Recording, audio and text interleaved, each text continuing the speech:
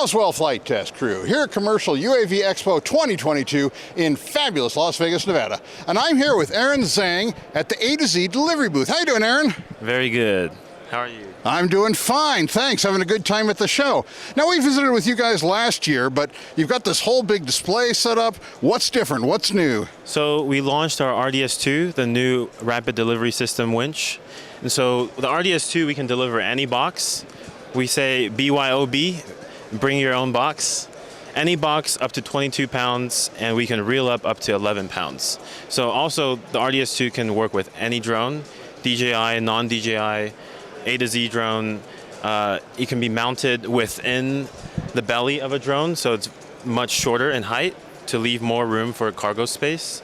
And it's rated for 800 cycles between maintenance. So we really designed it for work. We took everything we learned from the one and applied it to the two.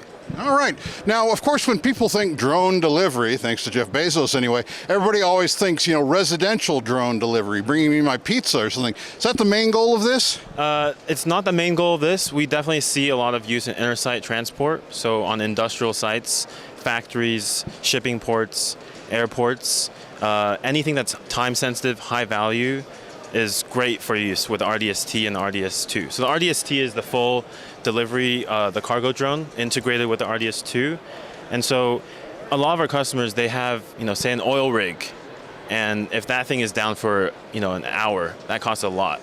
And so with the drone, they can get the part over to the rig way quicker than the boat.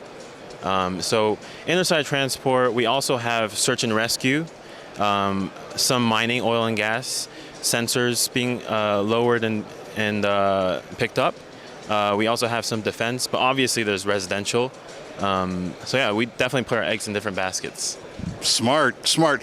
Now, one question we got from the channel last time was, what happens if you're lowering a package away and like a dog grabs the tether? How does that scenario turn out? Please tell me it turns out well. I hate to see bad things happen to dogs. So with the RDS2, we can actually pick up that dog now, but we won't. So if we detect that the tether is snagged on a tree, or if a dog's not letting go of it, then we can just put it into freewheel mode and just fly away. So we'll leave behind the tether and also the package, and we'll not pick up the dog.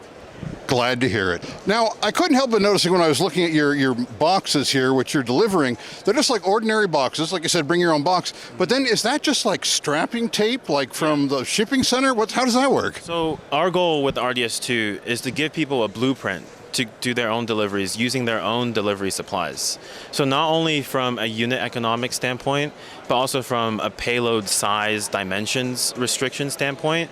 You can use any box as long as you can have a 2-inch wide piece of strapping tape strapped across the top with a printed cardboard handle that you can print at any print shop and put your own logo on it as well. So we're trying to give people the ingredients to do whatever they want to deliver, and at the minimal cost and minimal restrictions. We're opening the door to any payload. All right. Well, that is fascinating, Aaron. Thanks so much for taking the time to share with us. Really cool to see you guys coming along. Thank you. All right. And from Commercial UAV Expo 2022 in fabulous Las Vegas, Nevada, this is the Roswell Flight Test Crew signing off.